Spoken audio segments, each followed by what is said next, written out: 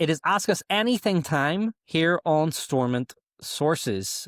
We've been putting out the call for you to get in touch with us, and just to let you know, we do read all your messages, so we thought we'd get through a couple of them. The first question we have in here is from Michael Patrick. Michael says, surely it is time to revisit the power sharing agreement.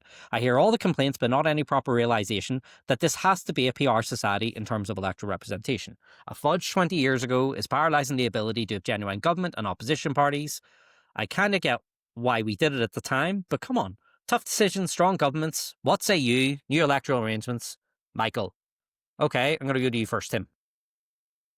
Well, I agree. I mean, I think we've talked about this a bit before. I think the current arrangements can't work. I think they are incapable of working. We've had 20 whatever years of this. We know it can't work. We know it's never going to work. And we need to do something to make effective government. This current system can never deliver effective government. So let's do something else. I mean, like, is it a voluntary coalition? Is it tinker around the edges? I actually think it needs fundamental root and branch reform. Okay, Michael, and we have another question in. This is from Andrew. Hi, David, Michael, Tim. Love the podcast, being a listener from the start. Thank you very much, Andrew. I was wondering, could you discuss if voluntary coalition could work at Stormont? And what would that look like in practice? Many thanks and keep up the good work. Michael. Yes, go on ahead. I was wondering at first if that had come from Prince Andrew, and it's very good to have a member of the royal family listening in on Stormont Sources, if it is. But the answer is, and following on from Tim's thing, yes, our current arrangements are not working very well, the mandatory power sharing, but there is no real alternative. Voluntary coalition, what would it comprise? I mean, the numbers are there that, you know, the DUP and Alliance and a couple of others could probably form a government that have the numbers to form a government and leave out Sinn Féin and the SDLP, or similarly Sinn Féin and the SDLP and Alliance. Alliance have to be in it in whatever way could form. But you can't have a nationalist government and you can't have a unionist government anymore. There has to be room in government for both traditions. We do not have the political maturity to go to the kind of efficient system that you have in other jurisdictions where the election winners form the government and those who do less well form the opposition. That's just not possible. We have to have both. So somebody needs to find a solution to that, rather than just say, let's have voluntary coalition. But well, what would that be? But this is what I keep saying. If we did do, because for all the kind of unionists, and I know Tim's mate Jamie regularly goes on about this, about, we should move to a voluntary coalition. But if we did that, we would just get a Sinn Féin, SDLP and Alliance government. Like the DUP probably wouldn't see the inside of Stormont Castle for many, many years, because unionist majority is I think gone. The best government would be Sinn Féin and the DUP and no one else in government. That's what a voluntary coalition would allow. But can I just note, for it to be the historical pedant here, that we did that in 2016. It lasted a grand total of 7 months. Yeah. But for different reasons. But they've matured. What reasons for this? We'll do that on a podcast special. I think it absolutely allows for the DUP and Sinn Féin, who are the two biggest parties, to enter into government and not have the whole hassle of the smaller parties, who I think that's kind of what makes it ineffective. So it would allow for that. But I do think Michael's right. You'd have to have some safeguards in that there needs to be at least one party from every designation or something like that. Yeah, it's an interesting thing. I mean, there was talk about maybe you make budget votes, not just a simple majority. You would have a voluntary coalition, but the budget would have to be passed by like 55% or 60% plus of MLAs or something like that. I don't know. You would have to move to where there are qualified voting, but I think that it does allow for the two big parties from each designation to be the government and then the other parties to be the opposition. I think you would have the biggest party from nationalism, biggest party from unionism as the government, the biggest party from the second biggest party and from nationalism, the second biggest party from unionism as the official opposition. That, like something like that. Alliance listeners will be saying, "What about us?" But something along those lines. Yeah, the others thing. We also have permanent opposition for the Alliance Party. That would please Tim. Permanent opposition. It would. We have another question in here. This is unnamed, but it's a bit of an interesting one that I certainly reflect on. I know Tim never will, but I'll ask it anyway. Hi, I was wondering if you could do a hypothetical Dáil using elections from north and south to fill an expanded Dáil with a larger population. If we had a hypothetical 32 county state with the same political parties, Although a useless exercise, it would be interesting to see potential coalitions. DUP, Fine Gael, etc. Love the show, watch every episode, and I have learned to love Tim. Okay, well, let me know how you did that, by the way, because we still haven't managed to crack it.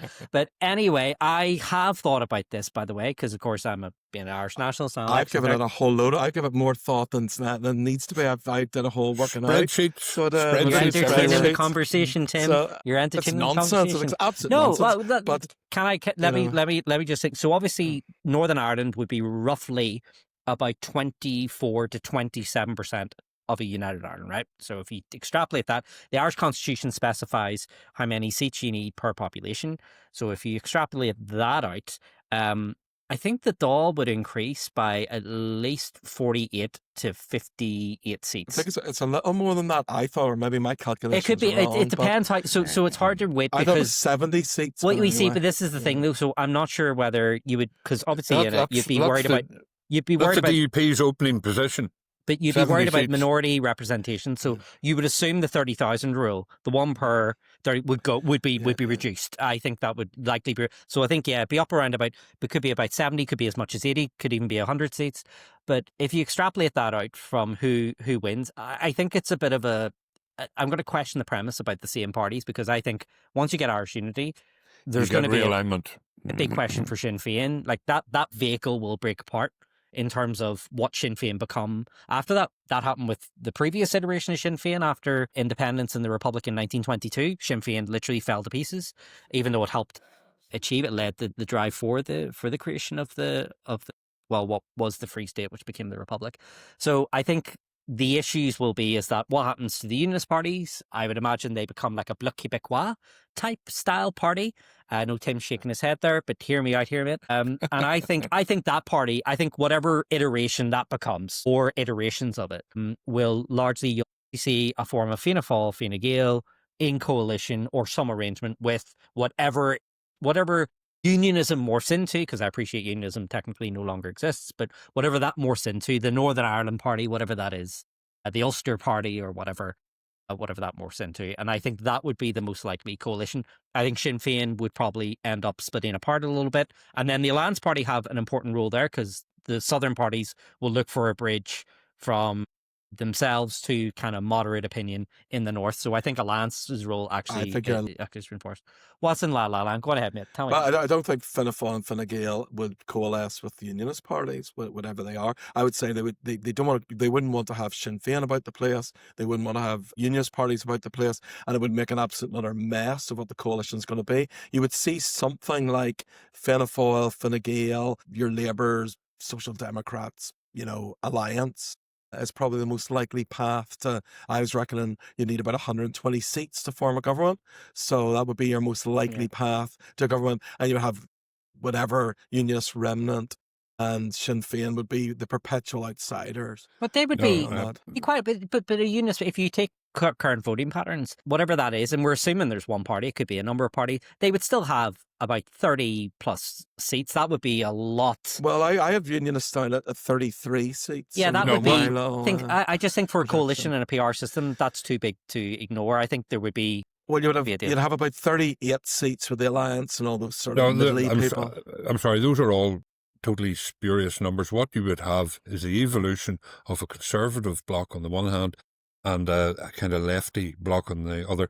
The conservative bloc would eventually be Fine Gael and some Unionists and some Fianna Fáilers and so on. The lefty bloc would be all the Labour and lefties and Sinn Féin. And in the centre would be the largest party, the Social Democratic and Labour Party. And it would be joined by alliance elements, some soft Unionists, some progressive Fine Gaelers and some Fianna Fáilers. And it would be in permanent government with either coalition government with either the lefties or the Conservatives. And they'd be running the show. And Claire Hanna would be Taoiseach. Brilliant. I was kind of hoping that Claire wouldn't wait for United Ireland to hand the keys of the SDLP over to the Labour Party and the Republic. Let's face facts. This is all nonsense. So next week we'll be discussing.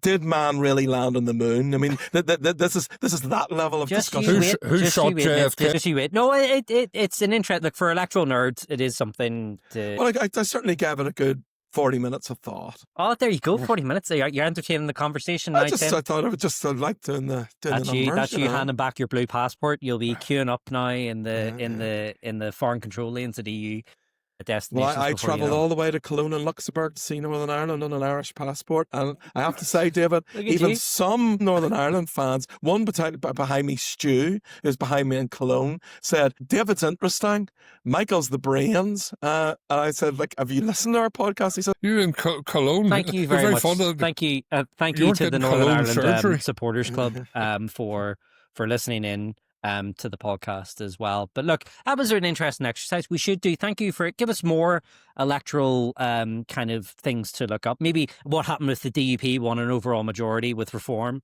at the next Send general us your election. spreadsheets. Yeah, send us your spreadsheets. I'll be getting mine out and ready for the next Assembly election for sure. Gents, thank you so much for going around the houses. Thank you so much for those questions and comments. If you want to have your theoretical topic or anything mused upon by us, make sure you drop us a WhatsApp while you're listening, 0333 404 6507. Send us an email, hello@stormontsources.com. That's all we have time for this edition of Stormont Sources. The political season is back. We never went away, but we are kicking into high gear as party conference season gets going. Thank you so much for listening. Please keep in touch for your questions, ideas and comments. Just a reminder, if you loved hearing us on Stormont Sources, we have two sister podcasts, Holyrood Sources and Whitehall Sources. Give them a listen to find out what's going on over at Westminster and over in Scotland. That's all from Tim, Michael and myself. We will see you next week.